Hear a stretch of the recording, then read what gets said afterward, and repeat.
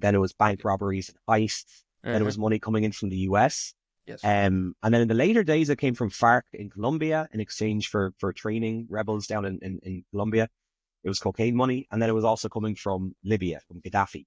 So it was people who were sympathetic to the IRA cause and didn't like the British, was kind of the, and I'd say above my all... enemy is your enemy kind of thing. Yeah, exactly. So, there was, they made the most of what came in. When the sniper rifles came in, they became pretty ferocious at sniping British soldiers. And it became, there were some parts of Northern Ireland where soldiers couldn't even walk. Bandit country, South Armagh, they'd have to fly everywhere because for risk of car bombs and for risk of sniping attacks.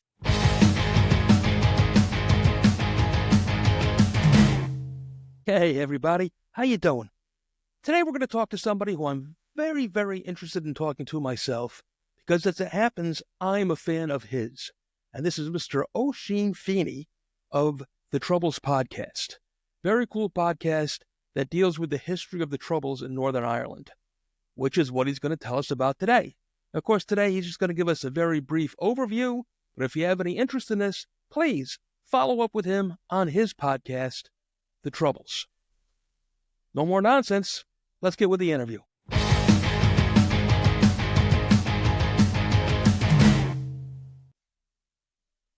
Hey, Oisin, how you doing, my friend? Not so bad. How are you keeping? Good, very good. I'm so glad we finally got together, unbeknownst to our listeners here. We had a little back and forth to make this happen today. But yeah, it took a little bit of a while, but we got there. I think both of us get the email and then it goes in the long finger, and then I always forget. I have a tendency to forget to reply to a lot of things. So fair play for following up.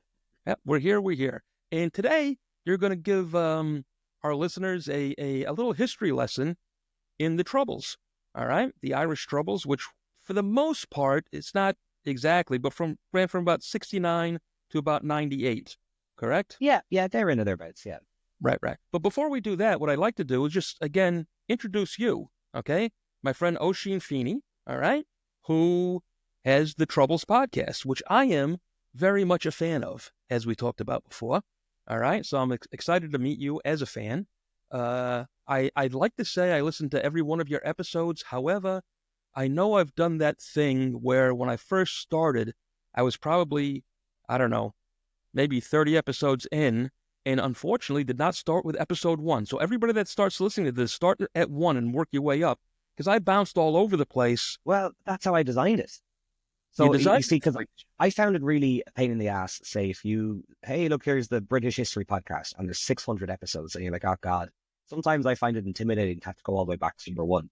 So I designed each episode to be kind of open, closed. Jump in whenever you want, jump in anywhere.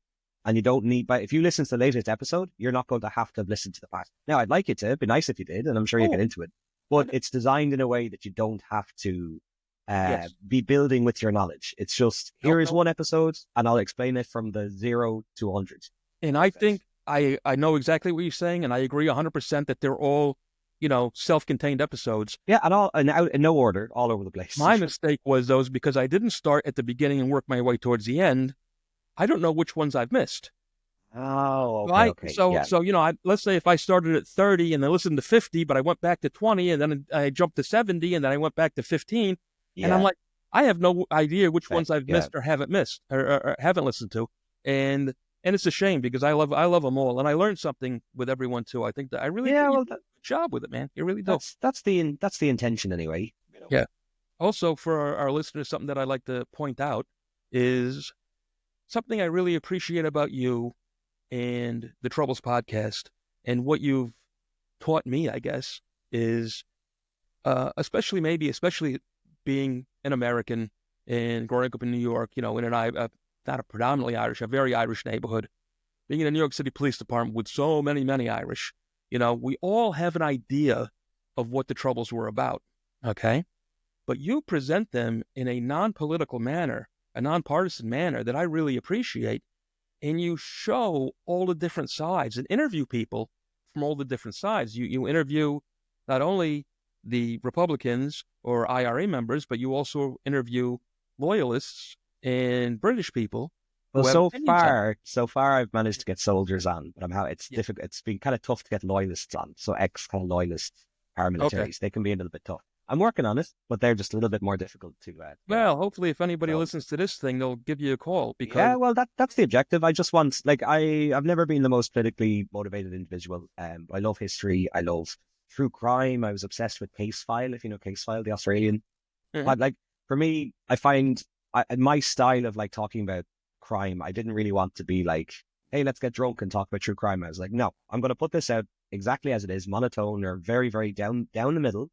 I'm going to focus on the victims and I'm going to let the listener come to their own conclusions. That's what I want. So yes, yeah, I'm very conscientious of trying to make sure, because my name is Oisin Feeney, which is the most Irish sounding name in the world. yes, So automatically people might dismiss it as biased. right. So yeah, it's just a matter of trying to kind of put it out as a kind of like a historical record, even though I probably amn't an expert in this field. I guess I've become one by all the research I've done, but I Well, didn't come into this, you've self-educated yourself by yeah, doing all exactly. these episodes, and you've Yeah. learned, and you've actually spoken. Not to knock any college professors who are teaching this stuff, all right, but I would bet dollars to donuts that you, my friend, have more firsthand knowledge than any of these guys that learned it in college. Well, hopefully, and hopefully I I mean, just want to keep by collecting it actually as well. talking, Yeah. actually talking to people that live. Yeah, it's a weird one. It really is. Like the strangest was when, I go into a man's house and his wife makes me a cup of tea. And then Mhm. we sit down in the other room and he's like, okay, do you want to hear about the worst 7 days of my life when I was tortured by the British Army? Yeah. And I was like, yeah, I guess here we go. And that's a weird sensation. I was like, who am I to be receiving that here? Anyway, sorry, we're getting a little bit sidetracked. So yeah, that's my name is Oisin. I'm a podcaster. I've been running this podcast for 4 years, 5 years now. Before that, I worked as like a hiking guide over in Italy. Mhm. And yeah, I've kind of been all over the place. I've worked a load of jobs, but I always wanted to make a podcast. Yeah. And I always liked true crime. And then I learned about the assassination of Lord Mountbatten, who's this Yes. famous British royal that the IRA blew up. Um, and there was just a lot of really interesting kind of like his backstory, because he's the man who partitioned India and he did it very badly. Mhm. And then the plot to kill him, how it was carried out, the investigation. And then for me, what I find really interesting is the ethical situation, because the IRA knew that they were going to kill children by using this bomb to kill Yes. Mountbatten. And they deemed the children a worthy sacrifice. Mhm. And that's why people in the Republic of Ireland, many of them will never support the IRA or Sinn Féin, because they think the IRA's toll to get these people was too much. It was too heavy. Well, that's the one problem that I've always had is, I guess, again, with the Republican movement or the IRA movement, was that I see a terrorist as a terrorist. I don't care. None of this, one man's terrorist is another man's freedom fighter. I have no problem with going to war for a just cause. Okay. I'm And listening, I'm so I keep certainly going. not. Not just a funny one. Sorry, my current read, one man's terrorist. Oh, yes. There you go. So So, what was I going to say? But the killing of innocents, okay, is something that I could never abide with, you know, and yeah, it's a big so one. if you choose somebody that you need to assassinate, you believe you need to assassinate them is one thing, but to set off a bomb that you have no idea who you're going to kill, when you hear, Yeah, and well, you both see a sides lot. did this, as we know, when we get into it, both sides, this was common practice in the bombings, and I could never fathom killing innocent people that had no skin in the game. Yeah, and a lot of the times then there'd be, an apology, and then the IRA would make a statement blaming the security forces for not evacuating properly. And, Yes, I find that it's very difficult to plant the bomb and then blame the people, blame the people who planted the bomb. Don't blame the people who didn't yes, evacuate in time. yes. Or, in the case of the Oma bombing, they wanted to bomb the courthouse and they placed the bomb car like maybe 200 yards away. So they call in the warning, says there's one of these cars is a bomb. So the police start evacuating people down the street into the bomb blast zone because they didn't know where the car bomb was. So these sort of things, like, it's very, again, a lot of people would say they're unjustifiable. But it's a hard pill to swallow, I think. Oh, well, it is for me, personally, and it's not that I'm completely unsympathetic to the cause, or the idea of the cause, I guess I should say. Although so much of it I am still very ignorant on, I could never, again, justify the killing of innocents regardless. And I know, when we can put the word war on it, but it is a war within your own nation against your own people. And I know it's not. I'm greatly simplifying it there.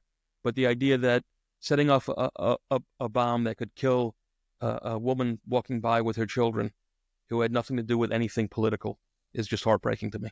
Yeah, it's a shame. As opposed to an outright assassination, which I can understand and, for lack of a better word, get behind. I don't know if I want to say that, but you understand it. I can understand, look, this guy's got to go. It's business. We're going to take care of him. I can understand that. But I can't understand randomly killing strangers at all. Yeah. So again, it's funny because like in the, we love the IRA as Irish people. Again, I'm a fiercely proud Irish person. I love my Irish heritage. I love being Irish. I love what it means to be Irish. But like, say, we love the paramilitaries of the 1916 rebellion 100 years ago. Yes. And they have kind of a hero status because they're the ones who fought and died for Ireland. But at the same time, in a way, there are often comparisons against those men and women and the paramilitaries then in the 70s, who they feel like they're in the same vein, but at the same time, it's very different. One can be worshipped as the saviors of our nation and all that sort of stuff. But the more recent paramilitaries, it's definitely a lot murkier. It's very, it's a comparison that is often made, but it's a hard comparison, I think, to comprehend, Well, that's something too that I'd like actually to explain to our listeners a little bit is, so the whole, and again, if I'm wrong, please correct me with everything, but just things that I understand. A funny thing that I had learned years ago, but I know the Fenian movement, as we know it today, where we are, actually started in America in like the 1840s or so. Okay. Yeah. In the 1860s came the here in America again was the Irish Brotherhood, because we had so many Irish that were coming here. Yeah, the IRB, right? Yeah. And I think they discovered their freedom here and were like, hell yeah, we like this, let's bring it home. In fact, in the 1860s, the Irish Brotherhood, again, and I may be wrong saying it's the precursor to the IRA, but it was a strong organization, actually raided Canada several times. They would go into Canada and raid the British and then run back into America. They stole a submarine. Yeah, so, amazing stuff. Yeah, the inventor of the modern submarine was Irish. Philip Holland, I think his name was. What's his name? And the IRB stole it, and then they didn't know how to drive it, and it sank. Just terrific. These stories. There's so many stories we could talk for hours and hours about it. But then, how about this? Let's what if I kind of just do a very, very basic primer on the island of Ireland and how England came to be in Ireland, or the British government, or whatever. And just to preface this, folks, like for anyone listening, be very wary with the dates that I say. I'm really bad at all of these sort of dates, so I'm kind of just going to give a general overview and take every date with a little bit of a pinch of salt. But the overall, story, history is there, if that makes sense. So yeah, so Ireland, back in back a long time ago, was just a lot of different kingdoms and fiefdoms. There was no notion of Ireland whatsoever. And then over in the UK, you had the British monarchy, and then you also had the Normans, and the Normans kind of came out of France, but they were kind of on the edge of, they had a relationship with the crown, but the crown was always wary of Normans, in case they'd want to usurp or overthrow them. So we had Diarmid MacMurrough, was a High King of Ireland, who said to himself, if I get the Norman lads over here, I can use the Normans kind of to gain more influence around Ireland. So he married his daughter Aoife to a man by the name of Strongbow. Strongbow was a very famous Norman leader. And Strongbow comes over. That's what the cider is named after. Exactly, yeah. It's very, very shite cider, but it's, it has a purpose. It's cheap. You can buy it by the 3-liter bottle, so it's perfect. So Strongbow gets married to Aoife. By all accounts, I think Strongbow was a pretty good guy. He's a good leader, but the King of England at the time saw the Normans coming over to Ireland and was worried. He was worried that they would spread across Ireland and then they would invade and usurp the king. So what he did is he used the growing Normans in Ireland as an excuse to invade Ireland and start taking the land. Mm-hmm. So this is all around, I think, the 1000 AD or so. Let's see. Yeah, it's about 1171 was when King Henry invaded Ireland. So then kind of the Normans and the English are in Ireland. They're spreading over, kind of taking over their influence. We have Norman castles all over Ireland, these beautiful big square castles that you see everywhere. A lot of them are just gently crumbling away into the fields, so you can go and explore them and stuff. And I feel like in America, they'd be in a museum or something, or, you'd pay a ticket and go see them. So I spent a lot of my youth climbing castles in Ireland. Yeah. And then I'm going to fast forward a little bit. So let's say maybe 1500s. So the English now have control of the entire island of Ireland, take whatever you want when I say the English, but the monarchy or the crown or whatever. And they have issues with the native Irish, where the native Irish, I don't know, is it that they're fighting back, or it's not this pacification that they thought it was going to be. So what they start to do is what we would call plantations. So they say to people over on Great Britain, like, if you come over here and you bring 30 people with you, we will give you land, we will give you some money, and you can establish a colony of sorts in Ireland. So the vast majority of these plantations were unsuccessful. And especially when the plantations came over and they said to the native Irish people, well, where do we go? Well, this is our land. What are you doing? They were like, well, the famous quote from Cromwell is, you can go to hell or you can go to Connacht. Connacht is the region on the west coast of Ireland, and it's beautiful for tourism. But around this time, when the only thing that mattered was arable, fertile land, it was the worst place in the world to go. It's terrible. So a lot of the plantations were very unsuccessful, but in Northern Ireland, it would be what's known as the Cromwellian plantation, where primarily Scottish settlers I think they were moved off their land. I think there's some relationship to what's called the Highland Clearance, but I'm not too sure. But primarily Scottish Protestants came over and settled in the land in Northern Ireland. Northern Ireland land it's like the breadbasket of, well, Ireland, I guess. It's really, really high quality land. It's really good for farming. They weren't allowed to hire Irish people. And they also, they had to, anyone who wanted to settle in Northern Ireland had to bring over 30 people. So it's planting. They're implanting their influence. Yes. So all of the other plantations more or less petered out, but this one was extremely successful. And we're talking late 1500s, I guess, early 1600s, I think. So then you have, like, I don't exactly know what the population demographic back then was, but suddenly you have these settlers who come over, they've established their influence, they've established their religion. The Catholicism religion was, you had to do it out in the bushes or have these secret churches, and they had they'd kill priests. There was like there was a money to be paid for killing wolves and killing priests in Ireland, because they wanted to stamp out the Catholicism religion completely. And they did that, they wanted to stamp out Irishness. So they got rid of our language. They, got rid of our religion. They tried to get our sport gone and all these sort of things. All of these things that make what it is to be an Irish person was deliberately tried to be stamped out to get rid of our sense of Irishness. So we're going to go from the 1600s, we're going to go up to around the 1950s and the 1960s. Okay, it's a big jump. But... Well, before we get to that, though, what was it, in 1905? Was it Arthur Griffith? Am I correct? Yeah, Arthur Griffin, yeah. Was he, this is where the beginning of the true IRA, not the true IRA as a secondary, the IRA, that's where the Irish Republican Army, as we know it historically now, kind of began, correct? Okay, so... I don't want to take you away from what you were saying, but... No, I think it's actually an important point, what I should do then. So hang on, I'm going to bring us to, let's say, 1916 then, and we'll talk about this a little bit. Okay. So the entire island of Ireland is under the control of England, under the control of the British. So Ireland has been agitating. We finally got the freedom of religion in the late 1800s, and Ireland went through a savage famine in the 1850s. It was 3 successive years, Black 47. So 1847 was the worst year of all, where our population went from 9 million down to about 2 to 3 million because of death and emigration. This is why there's more people of Irish heritage in America than there are in Ireland. Absolutely. 30 million in the US and there's only 6 million in Ireland. Yes. So, and then there's a lot of people today who would argue, well, the famine was caused by a blight, which was a disease that started in South America, got over to mainland Europe, and then spread across the spores into Ireland. And it made the potato just rotten. You're digging up your fields and the potatoes are just black tar, basically. And you can still see all over Ireland where the potatoes were everywhere, because the poor Irish people, the one good that, the one food that was like 60-70% of their diet was potato. So when that dies out, and then you still have landlords demanding more money, demanding more stuff, all primarily British landlords, it just created this huge... I know where you're going to go, because it wasn't just money that they were demanding, was it? What do you mean? Well, they also wanted any other crops that were still there. Well, kind of like...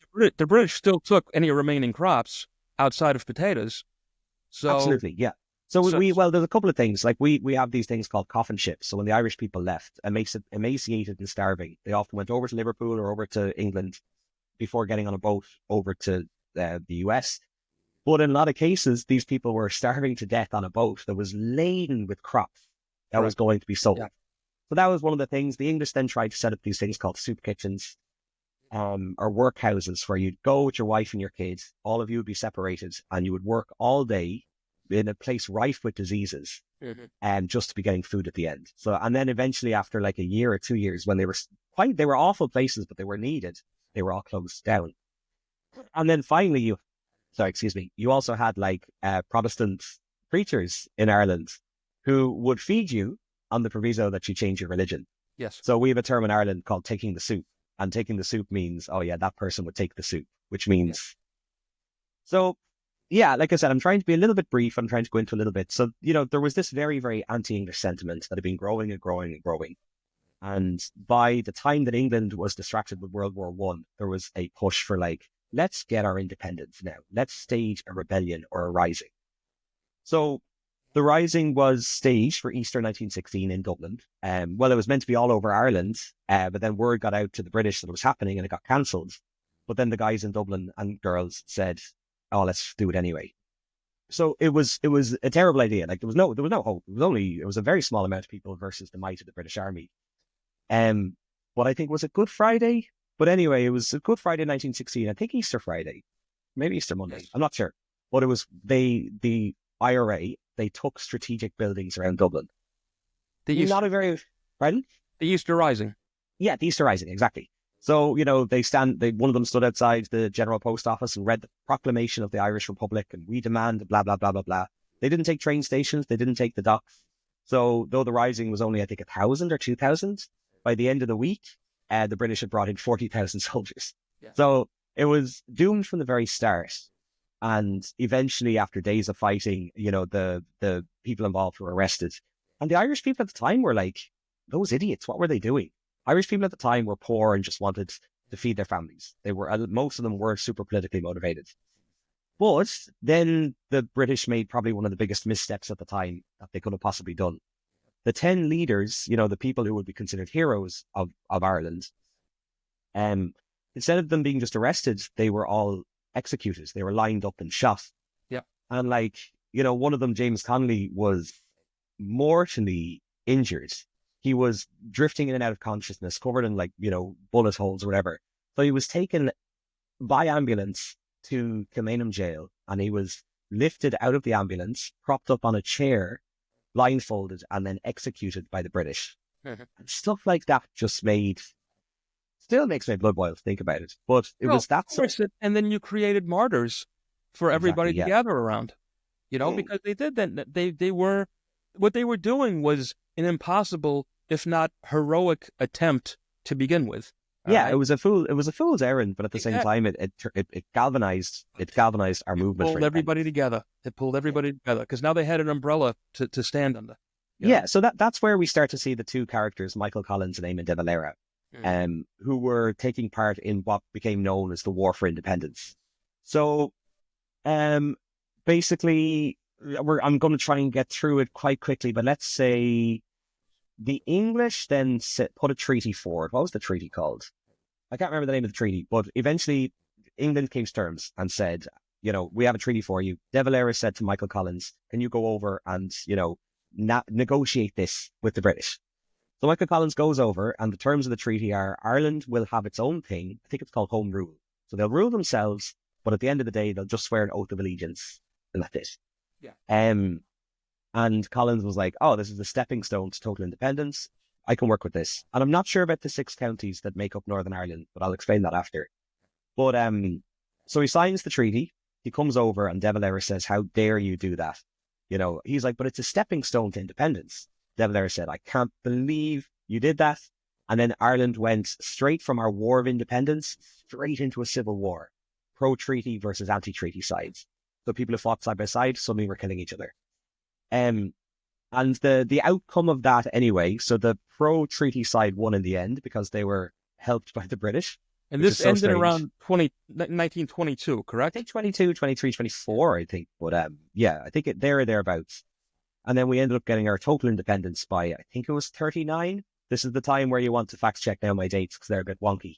But by the time we got the independence for the Republic of Ireland, in the 6 counties that make up Northern Ireland, the majority population were Protestants who believed that they were English. They didn't believe that they were Irish.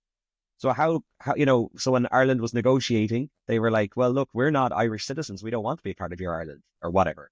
So what came out of that was the Republic of Ireland was established with 26 counties. And then in the top corner, like Wales, like Scotland, there was now a new country that would encompass the United Kingdom called Northern Ireland. So when I drive up to Northern Ireland, they use British sterling, they use pounds. Yes. The road signs change from kilometers to miles. Like it is what makes up one of the United Kingdom places, whatever. And at the time, I think the demographics maybe were 60 or 70% Protestant, 30 or 40% Catholic. Does that all make sense? Yes, I'm following. Okay, so I think that was an important sidebar to understand how Ireland as a whole, as an island, is 32 counties, but 6 of those counties would be considered Northern Ireland and are a part of Great Britain or United Kingdom or they're part of United Kingdom, sorry. So then that brings us back to, say, the 50s and 60s. Let's just say the 60s. We have this generational wealth gap that is from the land getting taken off the Irish people in the 1600s. Now that gap still is as prevalent as it ever was. Mm-hmm. So for the sake of this, we'll call them Protestants, I guess, but you could say Protestant or you could say Unionist for people who would align with Great Britain. And then you would say Nationalist or Catholic for people who align with the Republic of Ireland. So you have a situation where the people in Northern Ireland who would consider themselves Catholic or Irish are coming to the realization, which has been galvanized by the Martin Luther King civil rights movement in the US. They're like, wait a second, we're the second-class citizen. Yes. And I know that sounds a bit mad, but at the same time, you have to understand that, like, the Protestants, everything in Northern Ireland was biased in the favor of the Protestant population at the time. So I'm talking like, if you wanted a good job at like Harland and Wolff, the shipyard that built the Titanic, all Protestants. If you walk in and say you're a Catholic, they won't even look at your CV. If you wanted a job for any sort of government job, police, anything, all Protestants. No, very few Catholics could get in. I think the police in RUC, I think it was 10%, 20% Catholics. Very, very low. And even the laws, in the city of Derry, which is a very nationalist Irish city, to prevent any nationalist or Irish person getting into like a government place or a situation, the boundaries were changed in 1936. It's called gerrymandering. So the boundaries were split up in such a way. Yeah, so that you have all of these Catholics who would get someone elected to the council. Suddenly everything is split up. So suddenly they're all the Catholic minority and Protestant majority. Yeah. As well as that, you only vote for council elections if you pay rates. Landlords pay rates. And if landlords have multiple houses, they get multiple votes. Yes. Most Catholics didn't own their own houses. They didn't get pay rate. So it was what's called a unionist country for a unionist people. Everything in this sense was designed to prevent the Catholics from ever having kind of a step up in any way. So, yeah, that's a pretty, I'm trying to think, did I leave anything out for kind of, Northern Ireland was a 2-tier system for a long time. And with the introduction of free education, with the introduction of the civil rights movement in the US, the Catholic population said, we've had enough. We demand to be treated the same. Oh, the university. Derry City is a city that really needed a university. And instead it went to the small town called Coleraine instead. So you have the University of Coleraine that exists there because that's a Protestant place. It's a Protestant. Yes. Derry was a Catholic majority and they didn't want to do anything that kind of helped the Catholic population. So anyway, there's a lot more digging into that. I'm pretty sure I did that fairly well, without making any massive flubs. But then you have kind of the start of the civil rights. This now, again, we can go back hundreds of years, okay? Literally, whatever we decided, 850 years of subjugation of the Irish by the English, okay? Culminating in Northern Ireland becoming its own country. And although it was overwhelmingly Protestant, there was still a very large Catholic minority. Exactly. Right? And to be honest, these people now were basically not allowed to breathe. They couldn't have jobs. They couldn't have work. They couldn't have school. They had schools, but they didn't have the good schools. Everything was segregated. Yeah. Everything. Absolutely everything. More or less, yeah. And so now we're going to kind of fast forward to 1968, 1969, the end of this. But also, Protestants were only having 1 or 2 kids, and the Catholics were having 5 to 10 kids. Yes. So it was only a matter of time before the demographics would drastically shift. Yes. Which they did only recently, only 2 years ago or 1 year ago. The Catholic made up the majority over the Protestant. So well, that's for all of Northern Ireland, but many of these cities like Belfast or Derry, London Derry, which is Derry,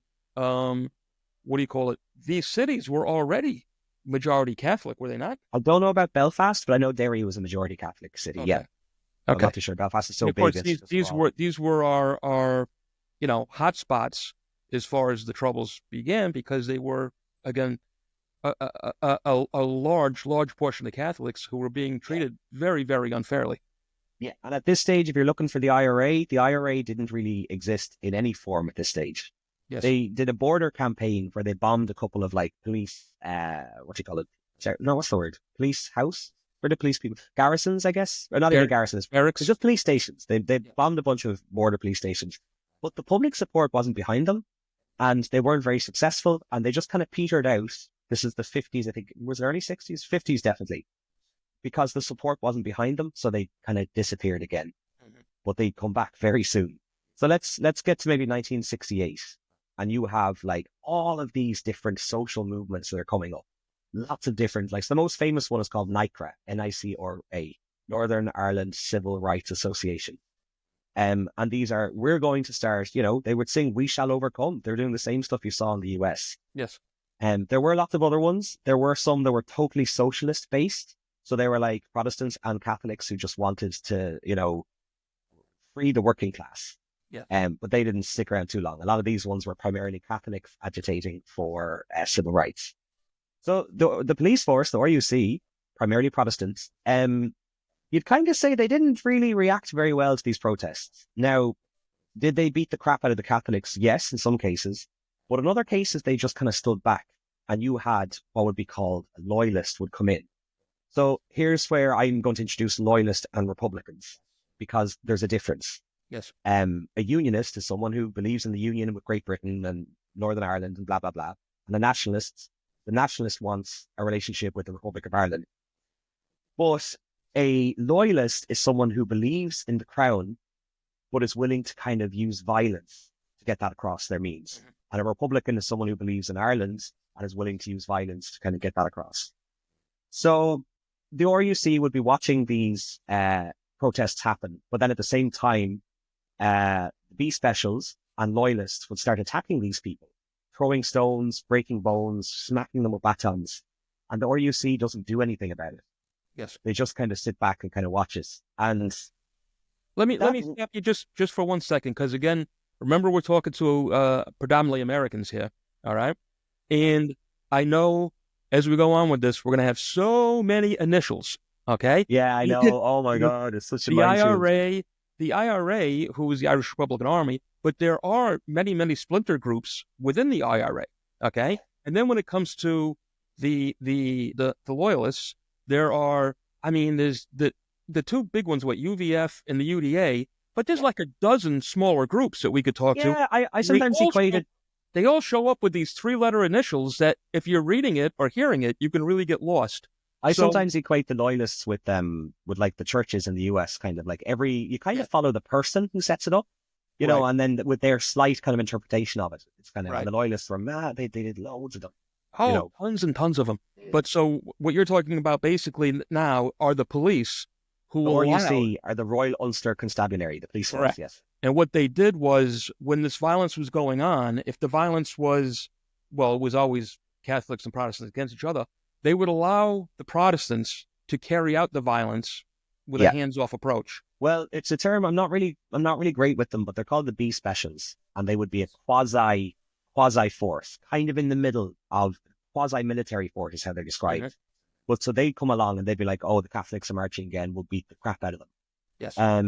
So, that happened a number of different times where you had, the RUC either standing by or taking part, smacking people with batons at a very famous march in 1968. And this is where people were screaming, going, "Where is the IRA? Where is the IRA? Like, why aren't they here to protect us Catholics peacefully marching, getting attacked?"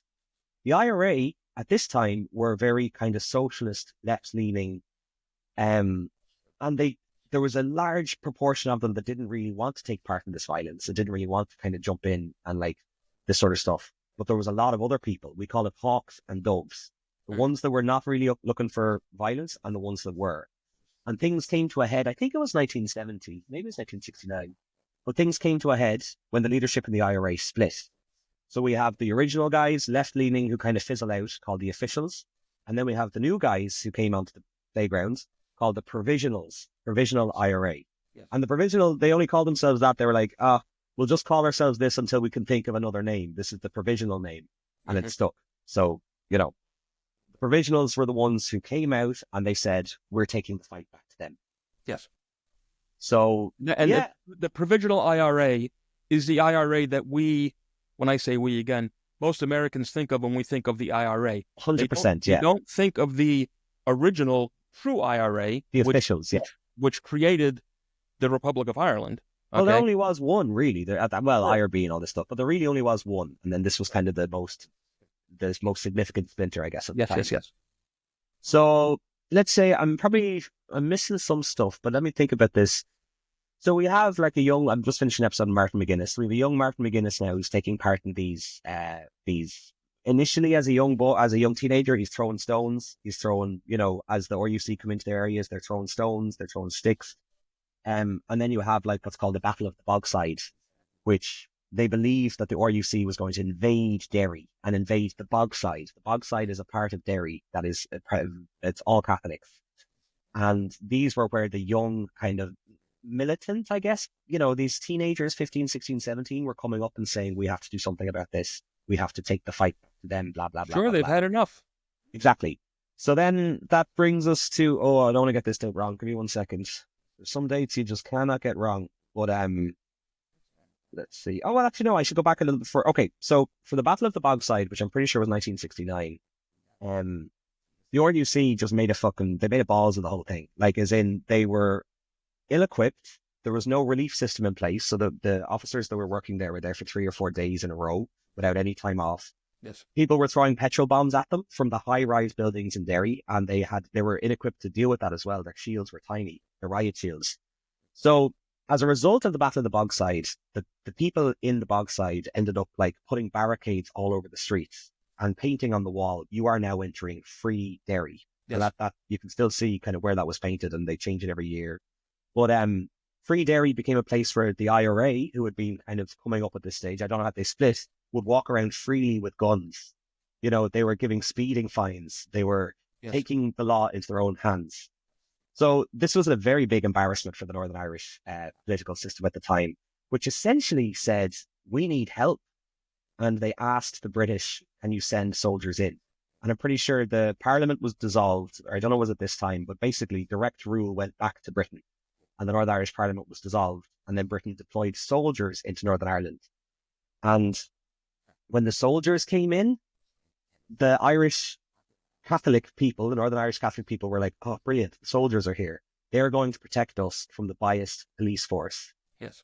And then the soldiers started, shooting people.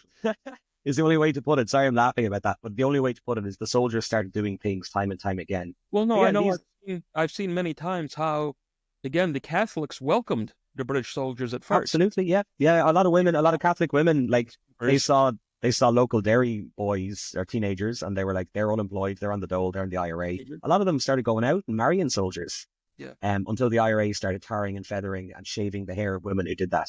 Right. So the IRA, they were pretty no nonsense in how they wanted to prevent any sort of fraternization, I guess, the way to phrase it. Yeah. So the soldiers' reputation had already been taken a bit of a hit. And then you have the day that's known as Bloody Sunday. So Bloody Sunday was the January the 30th, 1972. And I don't want to cut you off, but Bloody Sunday followed, if I'm not mistaken, the Ballymurphy incident, correct? The Ballymurphy massacre. I'm not too sure. I think you're probably right. I think I am, which of course made people that much more upset, you know? Let's have a look. The Ballymurphy massacre. Yeah, but it's kind of sad. Like, it's sad that things have to be put into this sort of Ballymurphy massacre, because this was a series of killings that happened between the 9th and the 11th. Mm-hmm. But then, there were so many sporadic killings happening that these ones got grouped into this one, the Ballymurphy massacre in Belfast. But Bloody Sunday was weird because, like, say, in the lead up to it, in like the 6 months before it, the IRA are a bit better established. The sign-ups have been increasing. 2 children have been killed in Derry in the Bogside over a period of 4 or 5 months. They were hit by trucks. Anyway, they were hit by army vehicles that just sped off. They killed a 3-year-old child and I think like a 10-year-old child. Yeah. And there was this real fiery atmosphere where the people of Derry were pissed off. They were really angry. A lot of them that were in paramilitary groups or in the IRA at the time they wanted to kill soldiers, and they had been killing soldiers by this stage. Yeah. So, but does that answer the question at all, or was I just did I go all over the place?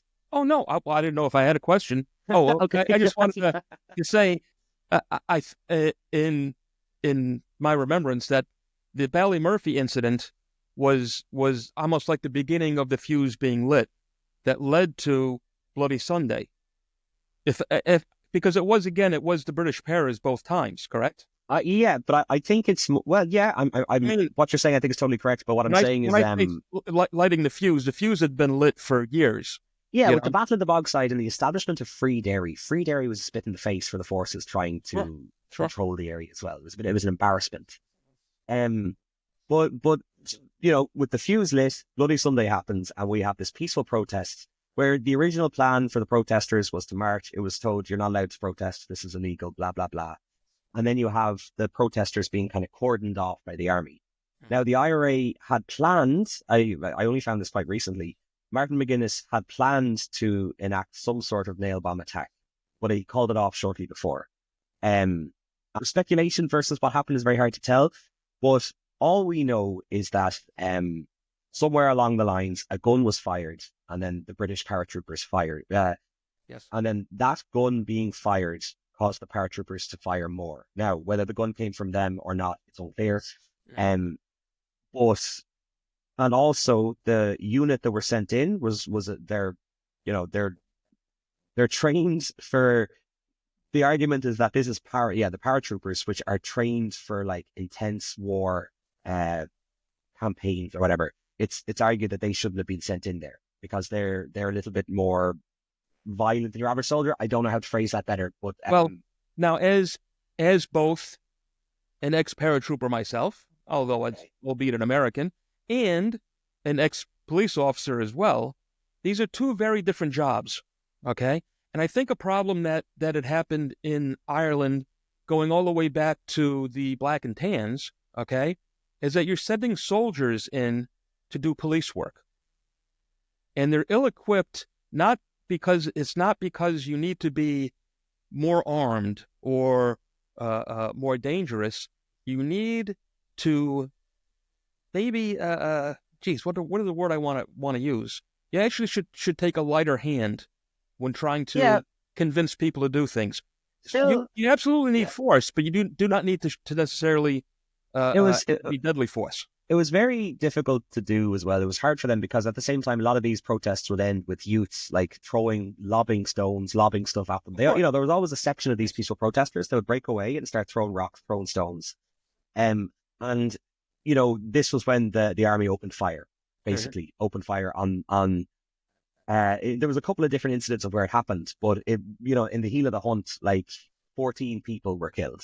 13 on the day or the day after, and then eventually 14. But, so they're like, okay, well, did they kill a bunch of IRA terrorists? No, none of these people were. Most of them were shot in the back as they're running away. Some of them were shot as they were administering aid to people who were injured.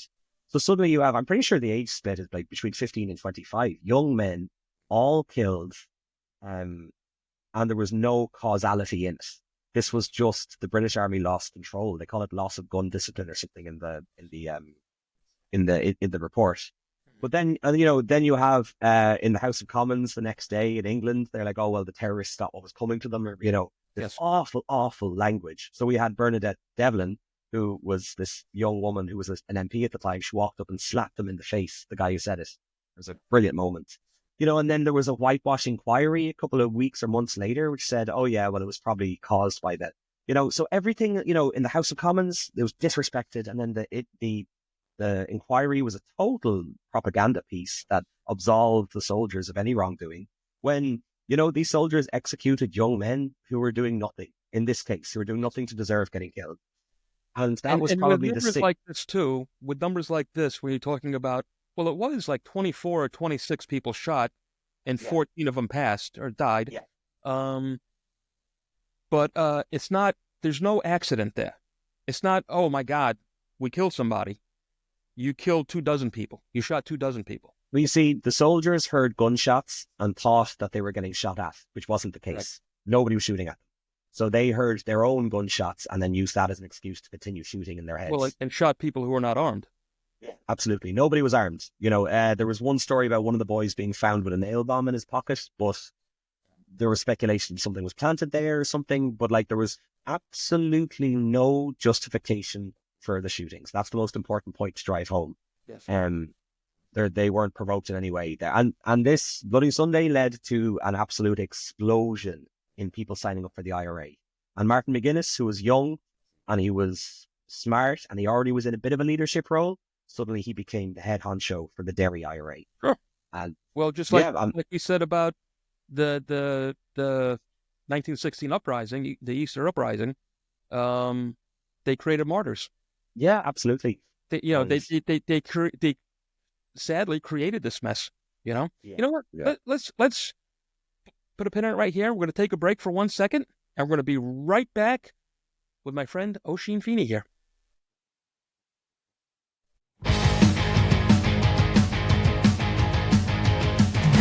Listen up. This one's important. As a rule, I never stump for charities because most of them don't hand out as much money as they collect.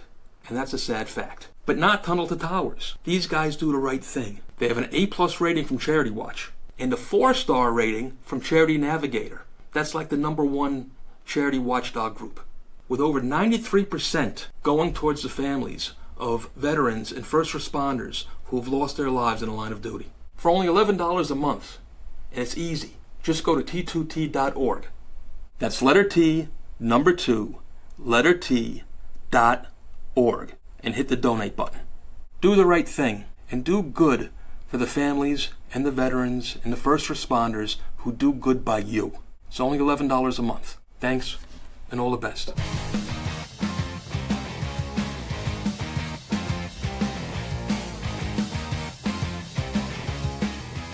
All right, everybody, we're back with our friend Oisin Feeney here from the Troubles podcast, and we're just going to continue on with our history lesson here.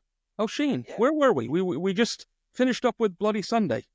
Yeah, Bloody Sunday has just occurred. Before that, I hadn't actually said it, but this thing called internment also happened before Bloody Sunday. Yes. Which was the British Army's attempts to put an end to the IRA. So they came into Northern Ireland, they dismantled Free Derry, they dismantled other no-go areas in Belfast, and they arrested, I think it was maybe 340 or 350 people. And they're like, that's it, we'll arrest all of the IRA terrorists, the end. But their intel was terrible. Their intel was awful. A lot of the people arrested had nothing to do with the IRA or the IRA of the modern IRA. Maybe they were, political 20 years ago. Yes. So internment was another huge thing as well. As well as that, a number of the men were subjected to what's called advanced interrogation techniques, which you and I would probably call torture. It'd be very similar to what happened in Guantanamo Bay in the US. Absolutely. Yes. So much so that when the US was sued for its treatment of the prisoners in Guantanamo, their defense was, no.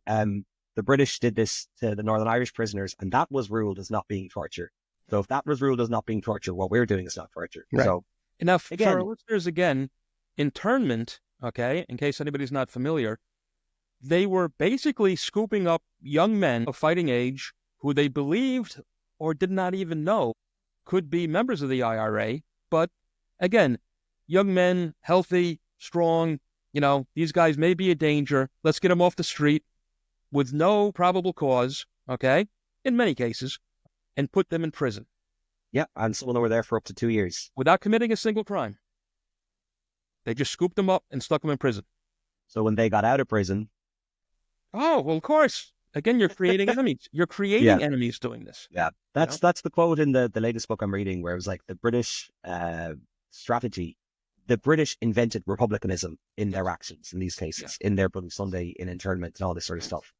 So then you have a massive amount of sign-ups. The IRA is suddenly, the provisional IRA is suddenly like packed to the gills with potential members. The Irish government at this stage, they don't know what to do. They're, after Bloody Sunday, they threatened to send the Irish army into Northern Ireland, but they didn't really want to do it. And they're still they always get a little bit of, they always get criticism that they didn't do enough during the Troubles. But they didn't want to start a war with England via Northern Ireland. But at the same time, the IRA did a lot of training in the Republic of Ireland, and the British could never chase them down here as well. The soldiers couldn't. So it was always a point of contention for the British government that Ireland isn't doing enough to curb it, but they also are like a training ground, where bombs are stored, all this sort of stuff. So anyway, we have the IRA doing pretty well. They've started importing arms from the US. So there was a pretty good relationship between people in the US, sympathetic to the cause of the IRA. Well, I remember that from my time. I grew up, I am of this age, and I remember NORAD being, in many of the bars in my neighborhood, they would have drives to collect money. All right. There was a bar in the Bronx when I was, I don't know if it was still open when I first got there or not. Okay. When I arrived as a young police officer in the early 90s, all right, that was raided by our police department or the federal, alcohol, tobacco, and firearms, or whoever it was, because they had hoarded weapons, including rocket launchers, in the basement of this bar that they were sending over to Ireland. Oh, you name it. The IRA they were trying to get Stinger missiles at one stage. All kinds of stuff. And it was a very, very strong connection with America as far as financing the IRA. Absolutely, yeah. And initially it was car parks. Like car parks in Northern Ireland was, that was the early days of the funding. Then it was bank robberies and heists. Then it was money coming in from the US. Yes. And then in the later days, it came from FARC in Colombia in exchange for training rebels down in Colombia. It was cocaine money. And then it was also coming from Libya, from Gaddafi. So it was people who were sympathetic to the IRA cause and didn't like the British, was kind of the, and I'd say above all... My enemy is your enemy kind of thing. Yeah, exactly. So, there was, they made the most of what came in. When the sniper rifles came in, they became pretty ferocious at sniping British soldiers. And it became, there were some parts of Northern Ireland where soldiers couldn't even walk. Bandit country, South Armagh, they'd have to fly everywhere because for risk of car bombs and for risk of sniping attacks. So at this stage now, the IRA was also pioneering their bombing attacks, their car bombs. Is it Daithí O'Connell? I think it's Daithí O'Connell who's credited with the invention of the car bomb, which is a strange thing you need to invent. But the IRA had, in the early days, pretty good access to bombs from the Republic of Ireland, quarries, and they could steal gelignite from quarries and then use that to make their bombs. In later years, it was all of their bombs kind of were Semtex based, which came from Libya. But in the early days, it was gelignite bombs were the big kind of thing.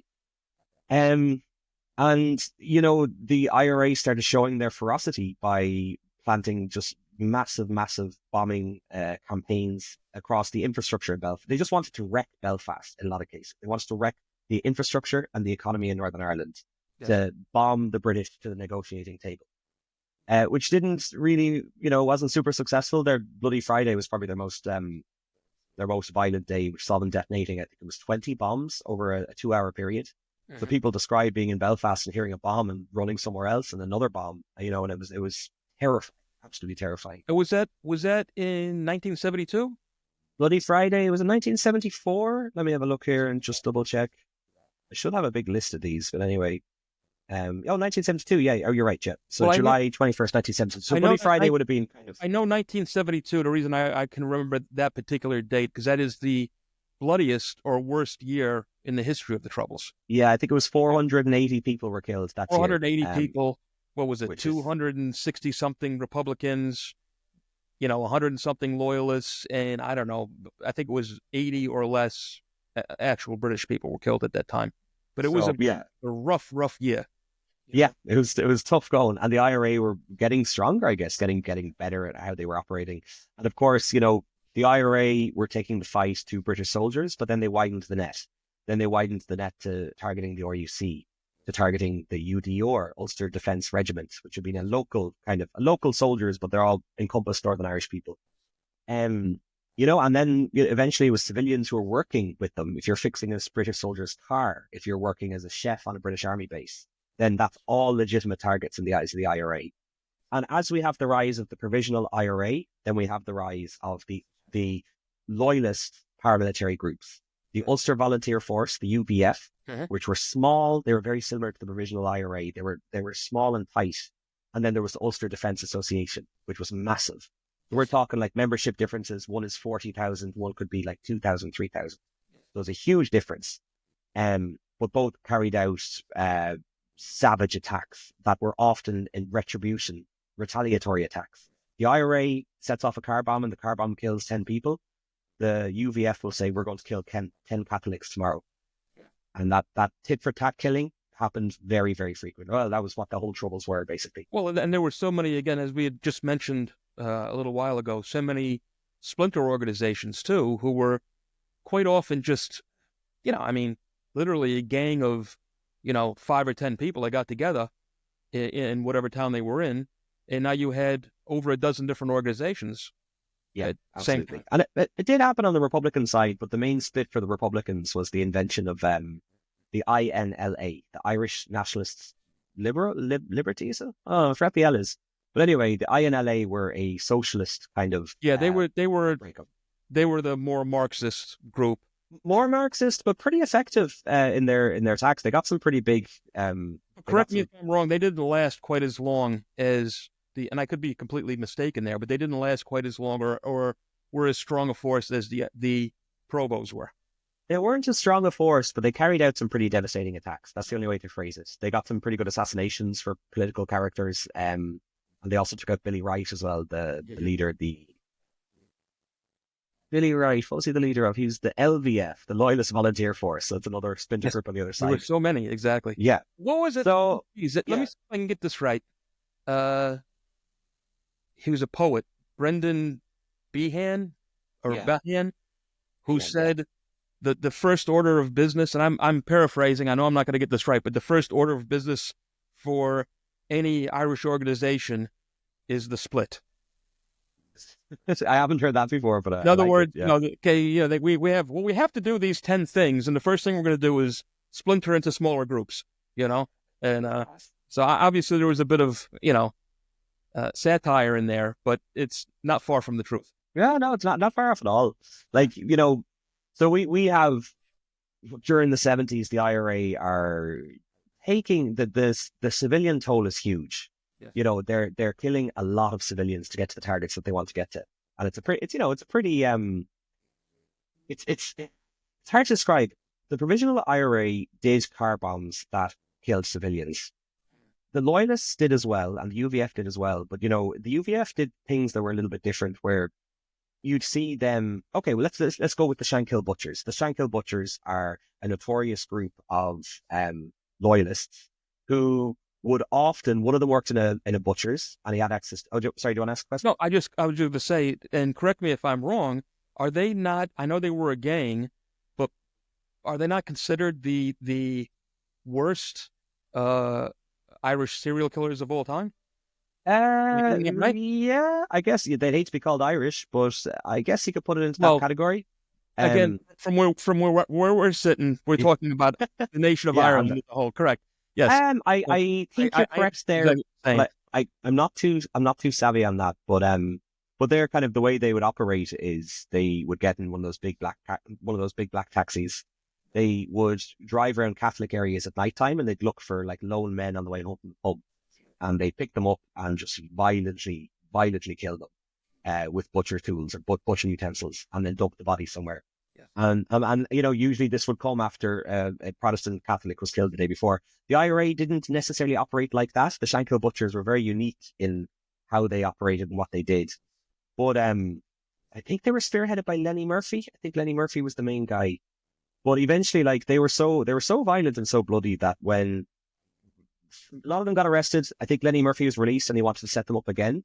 It's believed that loyalists leaked his information to the IRA, and they said, "Look, he's one of ours, but he's mental. You got to take him out."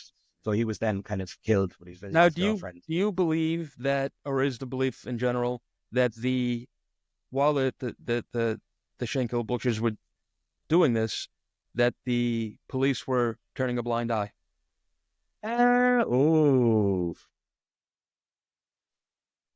Hard to get a good answer on that. Because of all the killings, it's very hard to know, on a case-by-case basis. And I'm a bit rusty on the Shankill butcher, so I'm not too savvy with it. But let's say, yeah, well, who did I do the latest episode on? What was the name of the... Oh, yeah. So the latest episode, or one of the recent episodes I did, it's called the Glenanne Gang. Okay. Mm-hmm. And the Glenanne Gang would be... I listened to it.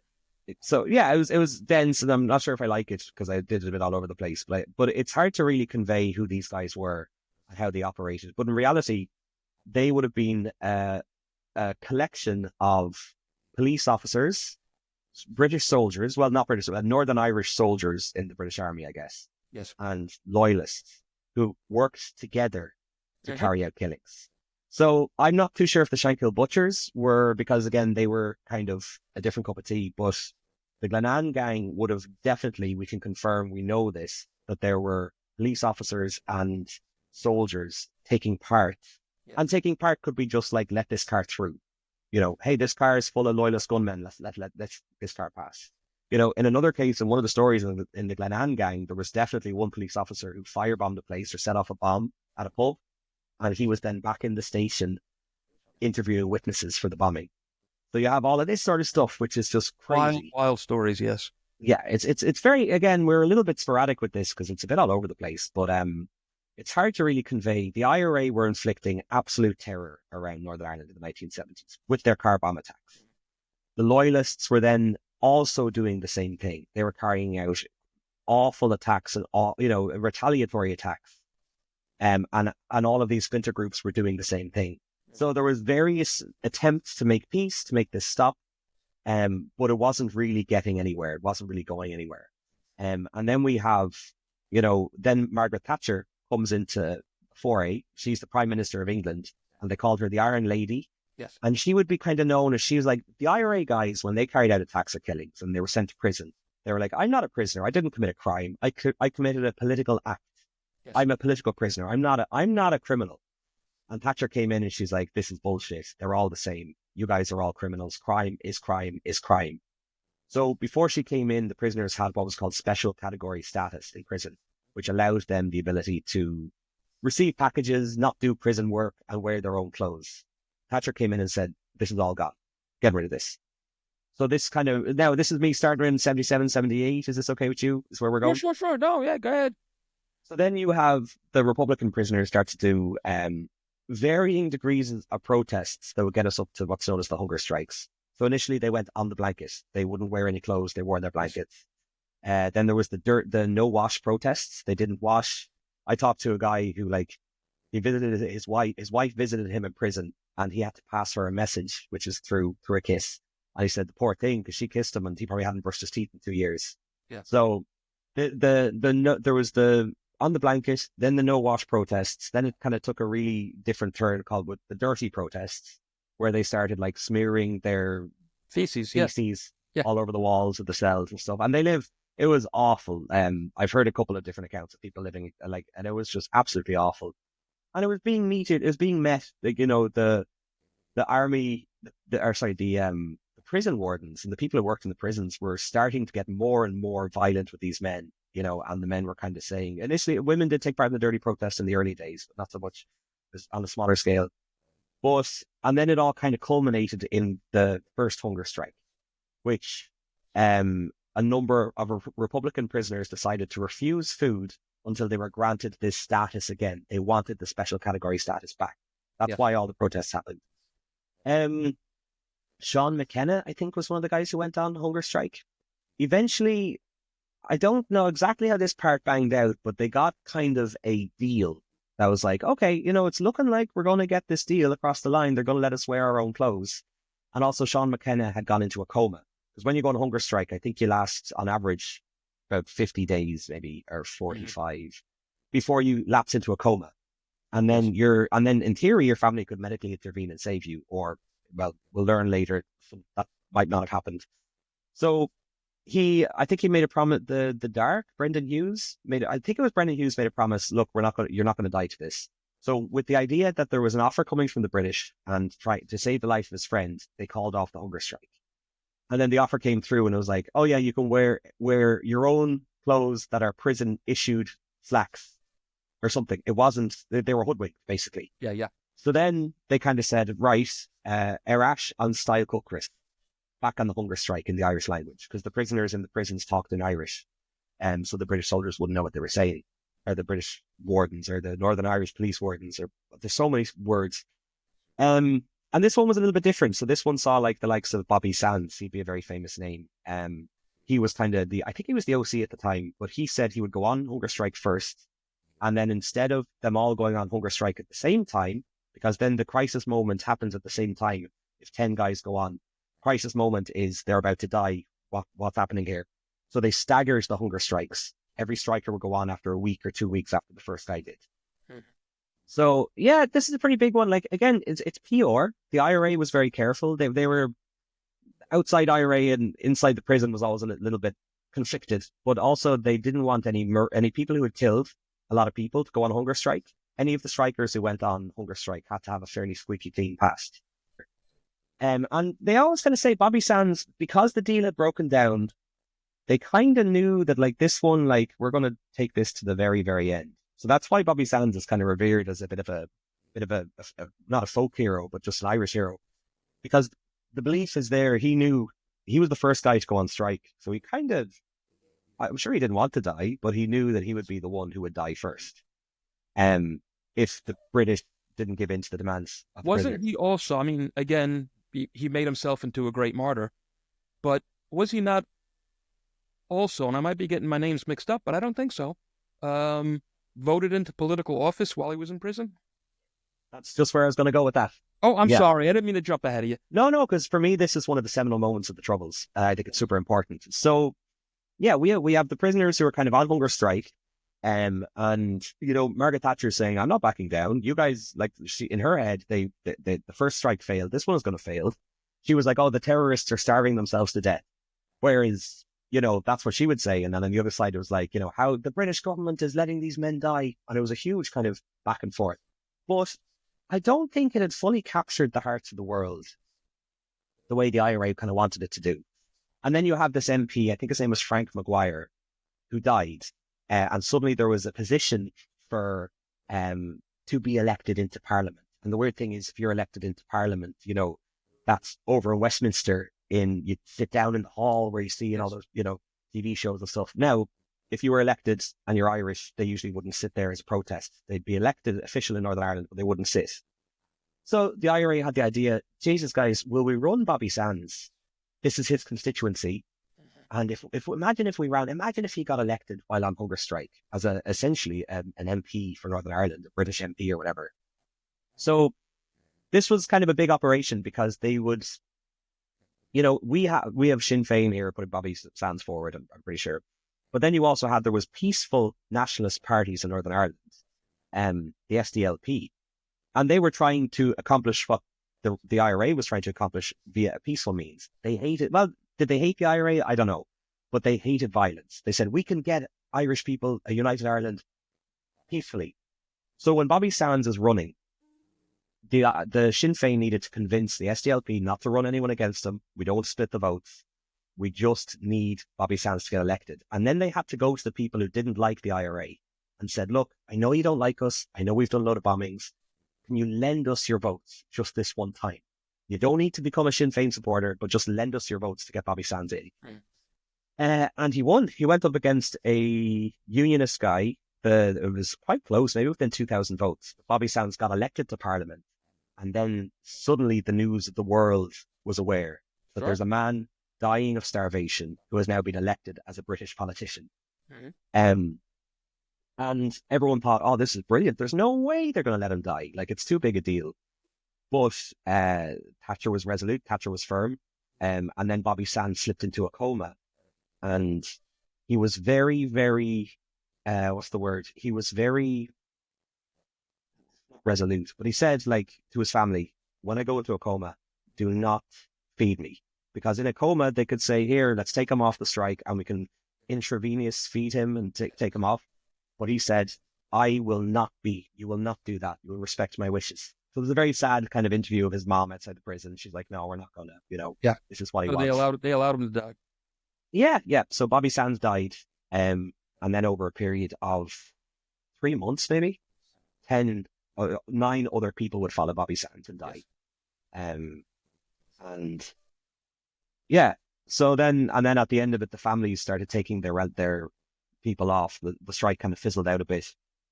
So was it a failure? Was it a success? I think the hunger strike was the first real kind of knowledge for the IRA that, hang on, guys, we can accomplish our aims politically with Sinn Féin. Yes. And it's that famous line of the Armalite and the ballot box. We can try and get United Ireland via violence, or we can try and get it via political machinations or whatever. So, and I think overall, like, it was a big, the hunger strikes galvanized people a lot, and I think they became heroes. There's a pub I walk by, every time I go out for a walk, there's a pub called the Owl Triangle, and there's a huge memorial to the hunger strikers. They showed us how they were strong, and they showed us how, and it's well, we know the song, so I know we're better now. They showed us how or something. But so that was kind of the 1982. And back to the martyr thing too, where now we have a hero. The Irish people, the Republicans again, have somebody who's fighting the good fight for them. Yeah, exactly. And now it was messy. I'm not sure if this is the right time, but like the IRA were not without their own, problems. Like, a lot of them were disillusioned and disaffected, and it was very, very easy for the British to work on their network of spies and agents. Yes. Like in some cases, if they wanted a guy, they might slip a letter through his house saying, you've won a free car. And he's like, I didn't enter a competition, but okay. So come and collect the car. And he goes to collect the car, and he's propositioned, hey, a couple of guys in the IRA. Would you mind? We'll give you £100 a month or £100 a week if you just tell us their names, tell us their movements. Some of them were threatened. Hey, we know you've been dodging your taxes. We're going to get you arrested if you don't do this. And some of them, it was nasty. It was very, very nasty. But after a period of time, the provisional IRA was very full of informers and agents, and it became very difficult carrying out any form of attack. So they had to really change around, slim down. You think that they became possibly too big and allowed too many people in? Definitely too big and too there. And when was this? Because it was the latest episode I did. Martin McGuinness was the man who kind of helped reshape them. But yeah, they slimmed down drastically, and also they became cell operations. Yes. So you only knew the 5 men in your cell. Yeah. So that meant if you're carrying out an attack, no one can inform on you because they don't know who you are. Correct. So, but it was kind of a nasty one. Like, say, if the British made somebody an informer or an agent, and then that person killed somebody, and the British knew about it, it was weird. Like, they would kind of watch your career. If you were just a young man in the IRA, not that relevant, and they would turn you, and then they'd watch you rise up the ranks. They might arrest someone who'd be competing so that you continue rising up the ranks. They wanted to get these guys deep in the IRA, which they did very successfully. But there was one story that always kind of... I remember learning about him, and he was a particularly bad guy. I just remember him because he had like an Italian last name. Steak knife, Scappaticci, yeah. There you go. There you go. He is. I'll get to him because he's one of the really important cogs, I think, in the Troubles. But I wanted to mention that, like, say, there was one guy who was what was it, like a property guy? He got people houses. That was his job. I forget, not that sounds like illegally. That was his job. And a lot of the IRA guys would get out of prison and they go, oh yeah, talk to, I forget his name. Let's just say Seamus. Talk to Seamus. He'll get you a house. So the British were aware of this and they were like, okay, well, what if we turned him? And then once we turned him, which they did, well, reluctantly, he didn't want to, they threatened him. Then they could bug a house and then he could give the IRA guys a house fully bugged. Yeah. So, but like he knew he was in it. Because the second you are classed an informer or a tout, you're executed. Mm-hmm. That's it. There was no space. There was no apology. Once you're even the slightest bit, they will kill you. The IRA will kill you. Mm-hmm. So he knew he was in a tight position. He said, look, I want to get the fuck out of Northern Ireland. I want a life for my wife and my kids. So he applied for a visa to Australia. And the British intervened and told Australia that he has a criminal record and he got denied his visa. Let him in. He's stuck in Ireland and he was executed when he was finally found out. Yeah. So just things like that where, it was murky. It was very, very murky. So like, if you want, I could, I could talk about Scappaticci if you want. Whatever you like. Yeah, we're kind of going up the chain here. If he's, we are. I just remember him being a particularly, in your own words, messy character. So if you were labeled, if an operation went bad, if guns got discovered that were hidden, if you get to the operation to carry out a killing or a bombing or whatever, and the police are there, someone knew about it. So the IRA needed an internal security unit who would go around and figure out who is the tout, who is telling on us or whatever. So and they hired... For our listeners now too, a tout is a rat or a snitch. Yeah, a rat, exactly. So what they did was, they had a group go around. The group became known as the Nutting Squad. And at this time, to nut somebody is a term for shooting them in the head. Yeah. So if you got a knock on your door and it was any of these guys, you knew you were in a lot of trouble. You knew it was like guilty until proven innocent. So the guy at the very, very top of the Nutting Squad was a man by the name of Freddie Scappaticci.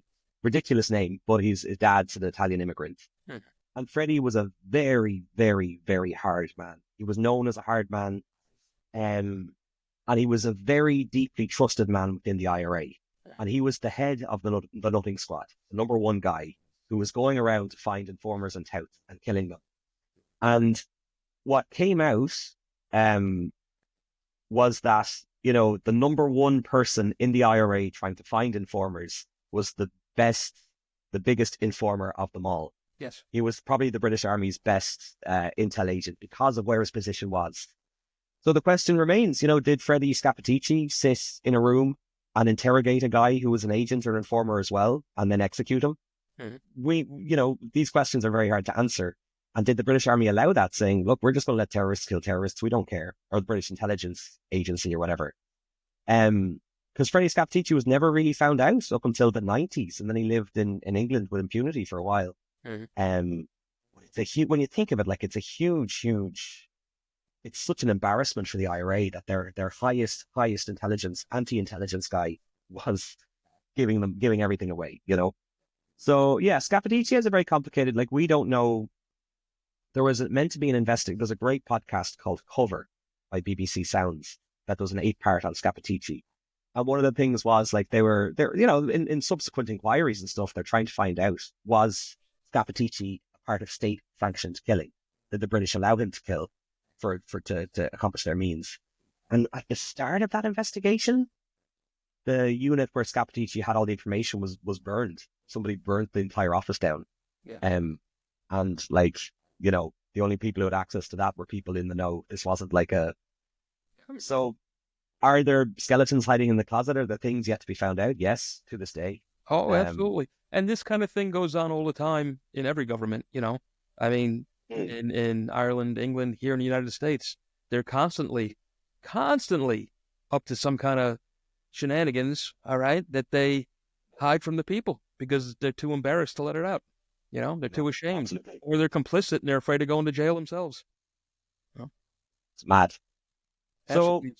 Yeah, like, I don't know, mid-80s, early 80s, the IRA are armed to the teeth. This relationship with Gaddafi in Libya was very successful. And he was sending tons and tons and tons of ammunition, weapons, bombs, money.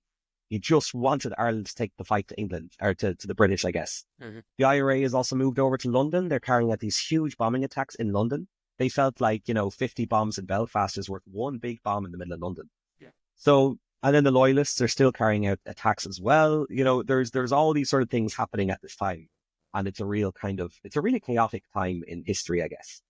With the odd attempt at peace. I think the Anglo-Irish Agreement was 1985. And then on the Unionist side, you have Ian Paisley, you have these huge, big, significant figures kind of stoking the flames. Go out, if they come in here, there'll be shots fired across the border. Go out and defend your Britishness, defend it. Yes. And Ian Paisley was a man of peace in theory, but at the same time, he did kind of encourage his followers to go, to ramp things up.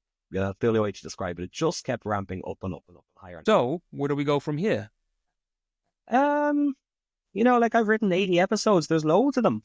So I could go to 1988. We haven't made it to the Good Friday Agreement yet, so we have some more in between. Well, what I could do is maybe one of the ones I think would be quite important. That's one of my focuses, important moments, is the kind of a tit for tat killing situation that caused three. Let's see. Yeah, I'm gonna bring us to 1988. Okay. Mm-hmm. And we'll go to a place called Gibraltar. So Gibraltar is it's a British, I don't know. It's not a country. It's off the coast of Spain. It's a what, say? No, it's an island off the coast of Spain. Yeah. Well, no, I think it's connected to Spain, but it belongs to the British anyway. I don't fully understand how. But it's where we have the IRA decides to send a few of its people anyway down there, carry out a bombing on a British military band who play once a week or once a day. They play there. The IRA decides, well, look, let's go the British aren't immune wherever they are in the world. We're going to chase them and we're going to carry out attacks. So they send down these three guys who it appears were probably followed from the very start by the SAS, the Special Armed Services, And the way it works is they pick up the bomb car somewhere in Spain and they drive it into Gibraltar. And then they were doing what you would call is like a dry run, where they're going to put a non-bomb car in this car parking space. And then on the day of the bombing, they're going to put the actual bomb car there and then blow it up from a distance. So, but it appears this entire operation was rattled from the very start. It appears they were followed and waiting for the SAS were waiting for the time to intercept. And I forget what happened, but something happened anyway. And the SAS just shot dead all three of the individuals. They were not near the bomb car. They were not armed, and they were not, they were probably in some way involved in planning the operation at the time, but they were not actively doing it. Yeah. So this created this huge kind of furor back in Ireland, called shoot to kill. Is it legitimate that these three people were shot dead? I think two of them were shot in the back when they didn't need to be shot and killed. But the British said, well, look, one of them could have had a detonator in their pocket. One of them could have a gun in their pocket. We don't know. So that's something that comes up quite frequently when Republicans are killed by the British Army. Is it legitimate killing? Right. Hard to argue. I'm not familiar with this story, but did they recover the car bomb? Yeah, they recovered the car bomb. The car you could tell with the car, the suspension was all the way down and the bomb was not detonated. But the three individuals were killed. Mairead, what's her name? Mairead something, famous woman. But anyway, so this is kind of just to show how the tit for tat cycle of violence goes like this. So the bodies are flown home, and then 3 or 4 or 5 days later, the bodies are being buried in Milltown Cemetery or Milltown Graveyard in Belfast. And it's here where we have this guy known as a freelance loyalist called Michael Stone. He wanted to kill Martin McGuinness. Mm-hmm. So this was probably not sanctioned by anyone, but Michael Stone decided to show up to the graveyard. He had 3 grenades in his pocket, and he had a weird Uzi gun or some strange looking gun. So as one of the bodies is going down into the ground, and you can look at this on YouTube, it exists. I know exactly what you're talking about, yeah. So Stone lobs 3 grenades into the mourners. He was hoping they'd all duck down and then he could see Martin McGuinness and try and kill him. But in the chaos, shrapnel, gravestones flying everywhere, whatever, he starts running away, running through the graveyard out towards the motorway. And he turns back and he's firing at the guys. And he kills 2 people, I think. Was it 3 people or 2 people? But then, so we have the Gibraltar 3 get killed. Then 5 days later, we have 2 or 3 people killed. And then we have kind of the population, the nationalist population are on edge. They're like, what is going on? You know, our people are getting killed left, right, and center. So then we have the funeral of the man who was killed in the graveyard about 4 or 5 days later. And this again is all the murky territory because I don't really fully understand. And we don't know. But basically, we have a huge procession, a cortege. And then there was 2 British corporals where it's believed one of them was new, one of them was old, and he was bringing them around Belfast for a drive.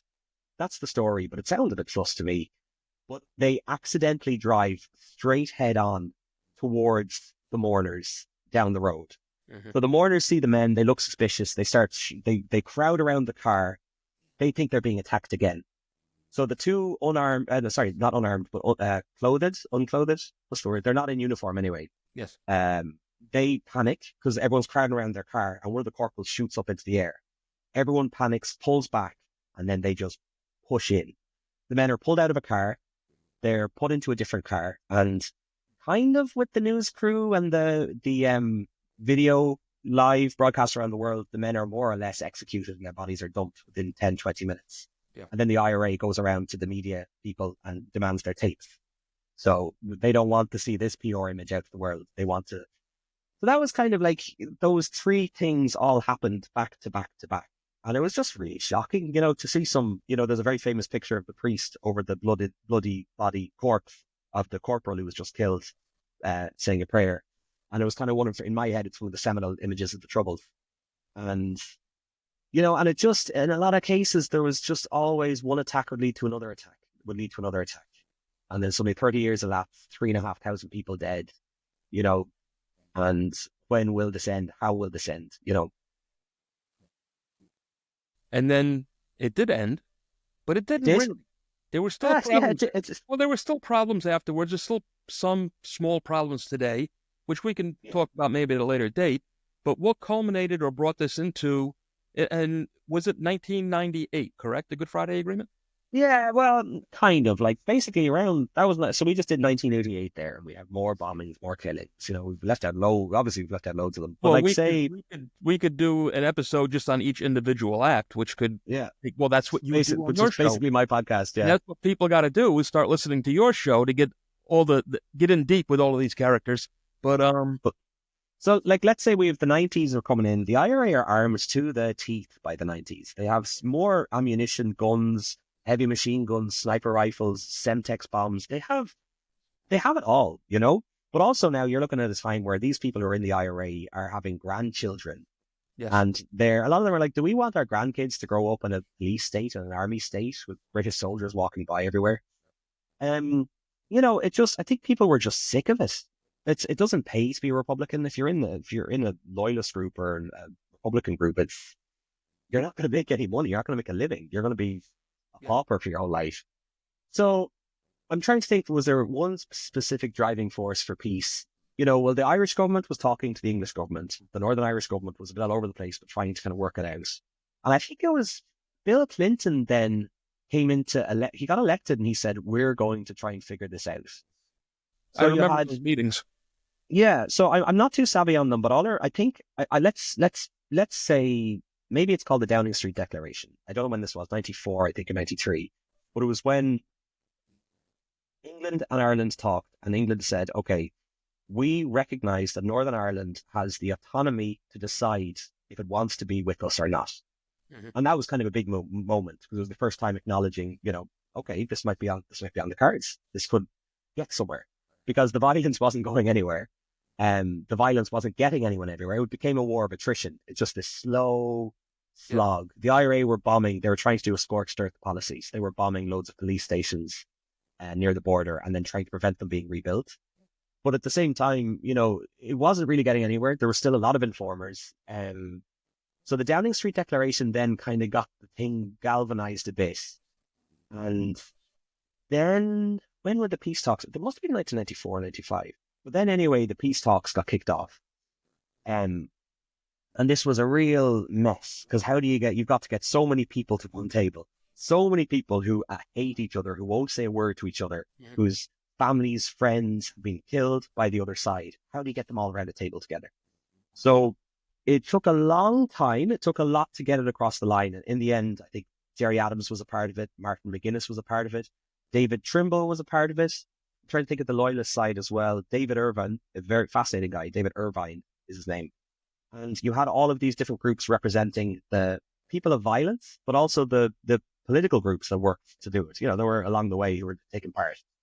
So there was a lot of back and forth, a lot of to and froing. The Irish government one of the conditions of the Irish government had to change its constitution, recognizing that Northern Ireland is, I think, a part of the United Kingdom. I forget what they had to do, but the Irish people had to vote on changing the constitution.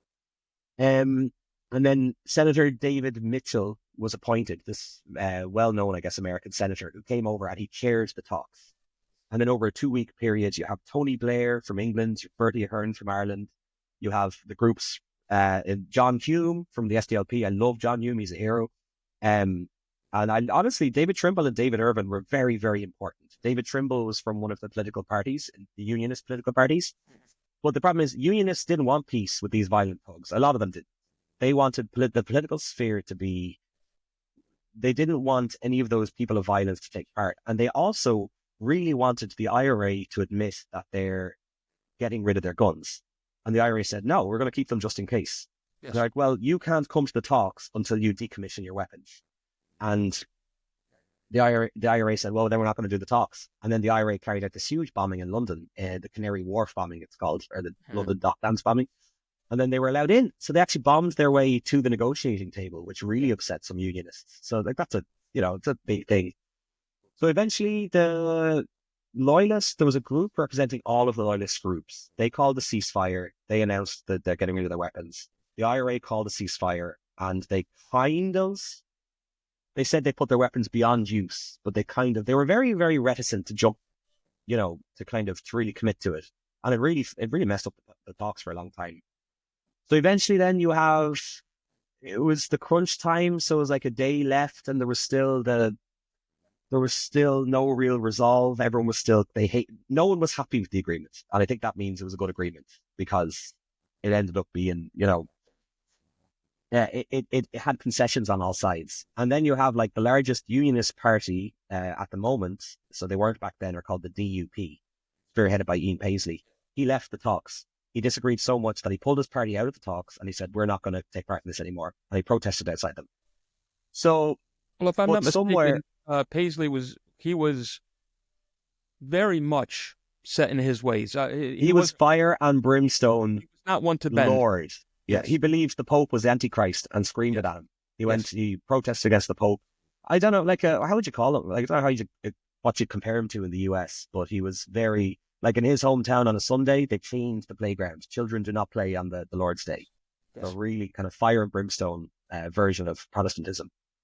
So, yeah, let me think about it then. Basically, they got an agreement. So the agreement then had to go to the people of Northern Ireland who would vote on it, yes or no, a referendum. They voted yes. 60%, I think, voted yes. We want peace.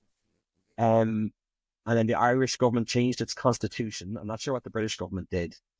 But somewhere along the lines, anyway, the vote passed. The IRA got pissed off and some of them left and started the real IRA. So that's another split. Because again, you look at these people who were on hunger strike, were 20 years in prison, were all of these things they carried out. They lost their youth. They lost everything. And this peace agreement didn't change anything. And they do believe in a united Ireland. That's what exactly. Yeah, but the men of violence, say Martin McGuinness and the like, they do believe in a united Ireland, but they stopped believing in the violent way of doing it. They believed politics would work. So, yeah, I think I'm brushing over a lot of that stuff. I'm not sure if it's super accurate and everything, but overall, I always say the Good Friday Agreement was deeply flawed. It was not a stupid agreement, but it was just some of the stuff in it didn't last the test of time, and it didn't allow for any integration. It let the two sides dig deeper into their own cultures and their own resolves. But above all else, it stopped the killing. It stopped the violence. Well, and that's arguably the most important part. Exactly. That's why I say it. So again, I think it's a deeply flawed agreement, but the thousands and thousands and thousands of people killed before it, afterwards it was hundreds of people killed. There were still people killed. And there were still stepping blocks. There were some awful bombings still happened afterwards. But for the most part, the agreement brought an end to 95% of the violence. Yeah. And people could start to come back to a regular life. Which is start to walk to school without a bomb threat, not have to go shopping and there's a discount on the clothes because the clothes are damaged by bombs, And again, this is something that was voted on by referendum that 60 or more plus % of the population agreed to. Exactly. Yeah.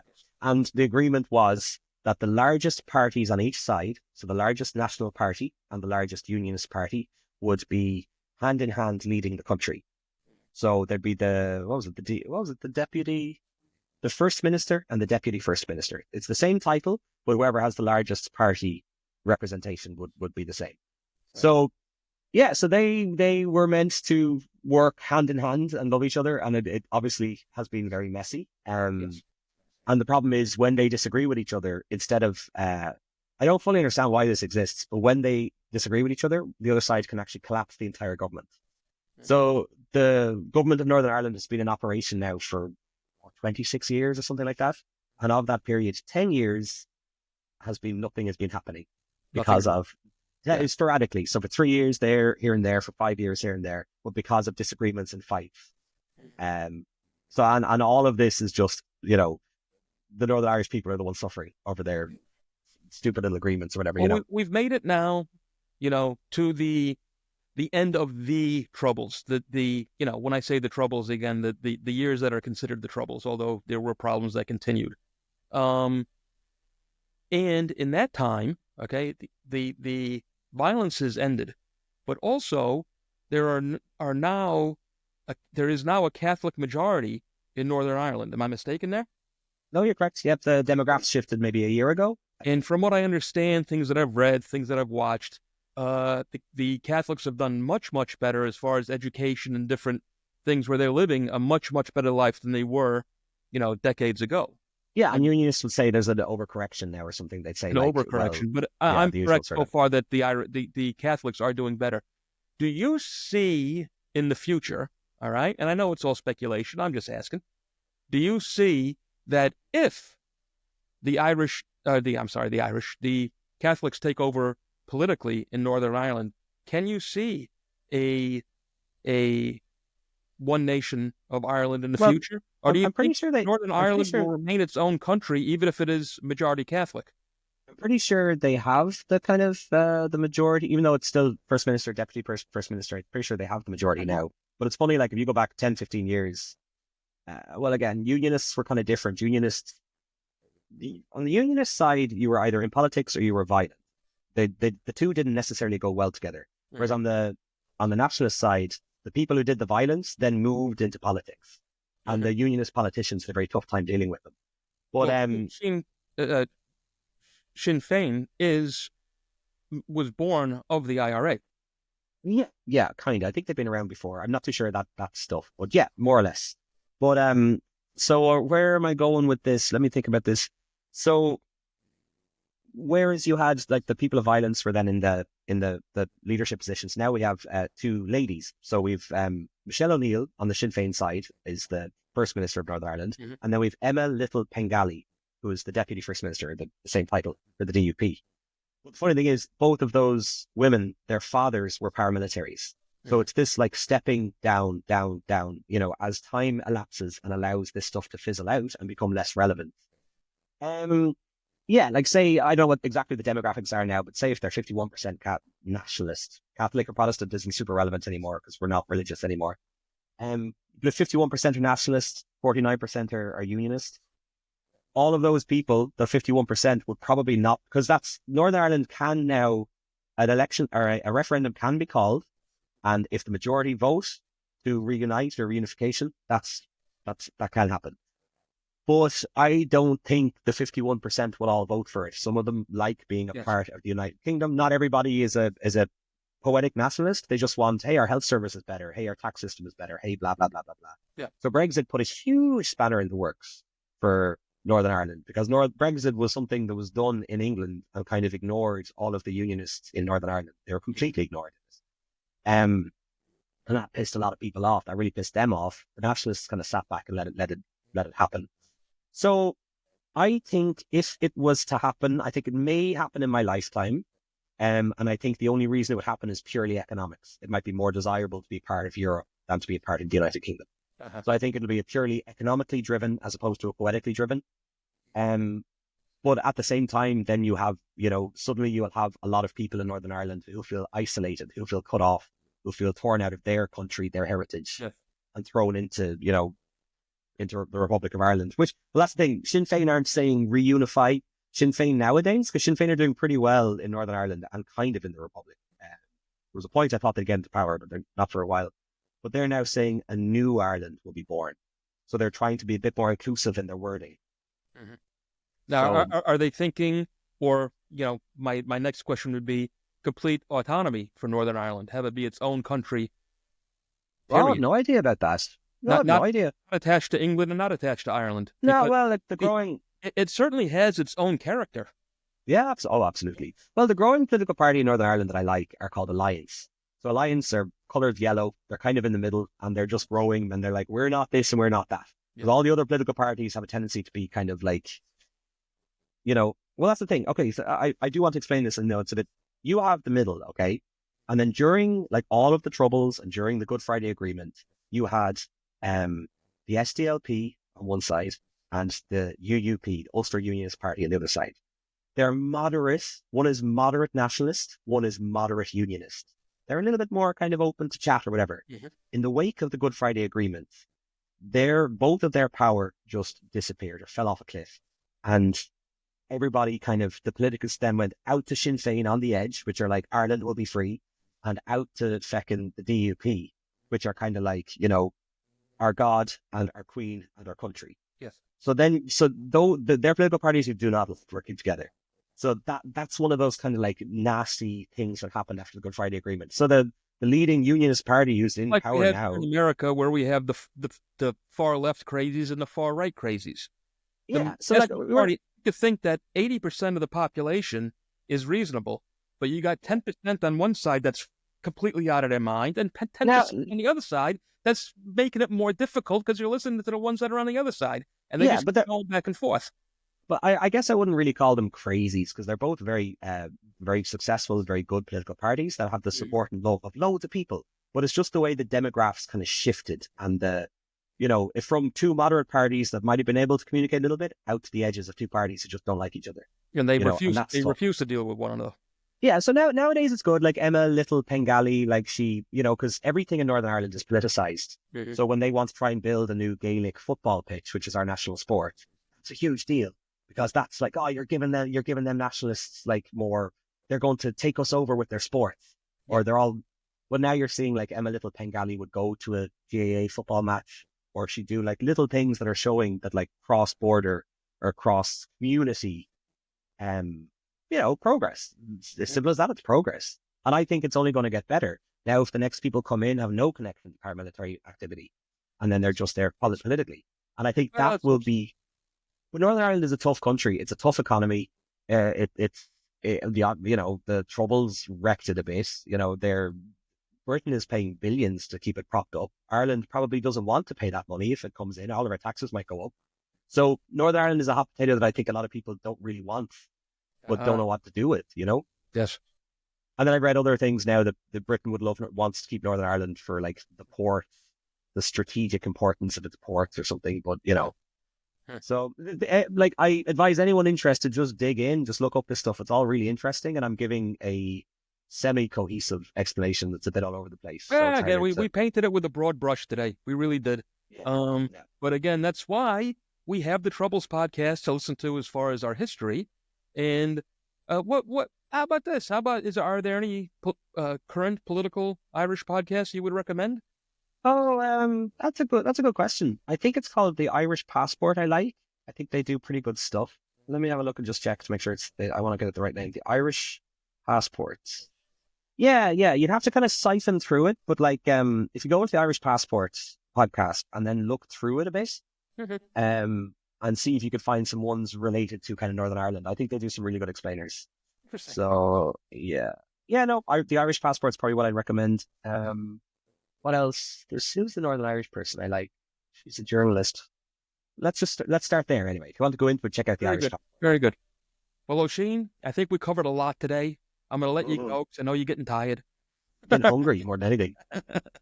But thank you so much for joining us. I really, really appreciate it. It was nice to meet you. Again, as a fan of your podcast, please, everybody, check out The Troubles. If you have any interest in this stuff, in fact, if you don't have any interest in this stuff, take a listen anyway because it'll turn you on to it. It's a fascinating, fascinating story.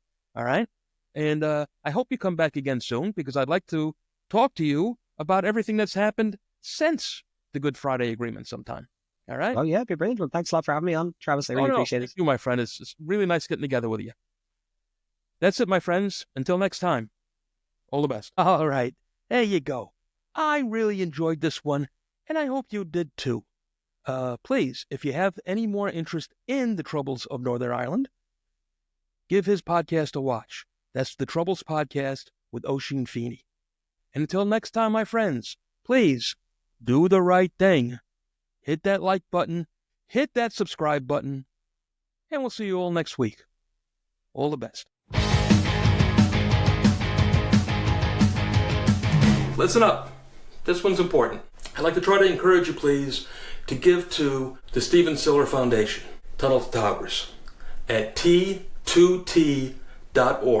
That's letter T, number 2, letter T.org. Do good for those who've done good for you.